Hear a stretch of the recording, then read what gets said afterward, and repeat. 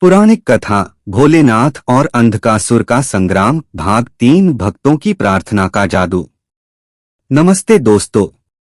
पिछली कथा में शिव ने काली को शक्ति दी, लेकिन कीमत क्या होगी, यह सवाल हर किसी के मन में था। आज का भाग आपको भगवान शिव की महिमा और उनके अनोखे निर्णयों की गहराई दिखाएगा। क्या आप तैयार हैं इस रोमांचक सफर के लिए? तो कमेंट में हर हर महादेव लिखें और चलें।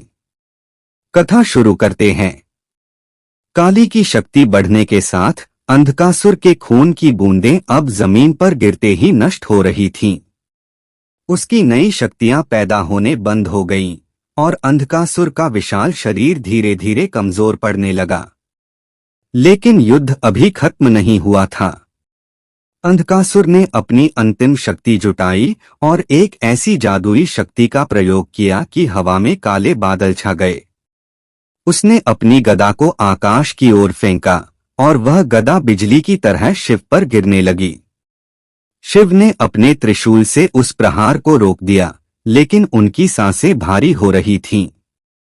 तभी पार्वती, जो चिंता में कैलाश पर खड़ी थीं, नीचे उतरीं और शिव के पास आईं। उन्होंने कहा, प्रभु, यह युद्ध आपको कमजोर कर रहा है। आपकी शक्ति सृष्टि के लिए जरूरी है, कृपया इसे खत्म करें। शिव ने मुस्कुराए और कहा, माता, मेरी शक्ति मेरे भक्तों से आती है।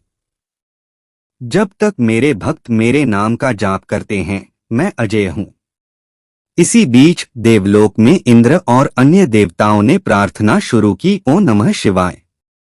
हे रुद्र, हमें बचाएं। पृथ्वी पर भी भक्तों का ज्वार उमड़ पड़ा।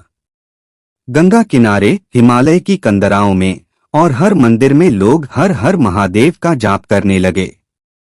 यह भक्ति का संगीत आकाश में गूंजा और शिव का शरीर प्रकाश से भर गया। उनकी आंखों में एक नई चमक आई और उन्होंने त्रिशूल को और मजबूती से पकड़ा। अंधकासुर ने देखा कि शिव की शक्ति बढ़ रही है और वह क्रोध से चिल्लाया, यह अन्याय है। तुम्हारे भक्त मेरी हार का कारण बन रहे हैं। लेकिन शिव ने कहा, अंधक, भक्ति ही मेरी असली शक्ति है। तुमने अंधेरे को चुना, मैंने प्रकाश को। उन्होंने त्रिशूल उठाया और अंधकासुर पर एक और प्रहार किया, जिससे उसका एक हाथ कट गया। खून बहा, लेकिन काली ने उसे तुरंत निगल लिया।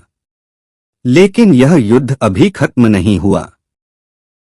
भक्तों की शक्ति ने शिव को मजबूत किया, लेकिन अंधकासुर के पास अभी एक रहस्यमय हथियार बचा था, जो अगले भाग में सामने आएगा। क्या यह हथियार शिव को हरा सकता है? यह सवाल हर देवता और भक्त के मन में था।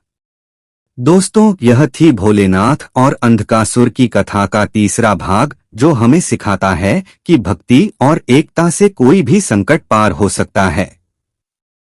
शिव की शक्ति उनके भक्तों के विश्वास से बढ़ती है और यह हमें प्रेरणा देती है कि हम भी अपने जीवन में सकारात्मकता और श्रद्धा को अपनाएं। क्या आपको लगता है भक्तों की प्रार्थना ने इस युद्ध को मोड़ा? कमेंट में अपनी राय दें और हर हर महादेव लिखें ताकि भोलेनाथ की कृपा आप पर बनी रहे।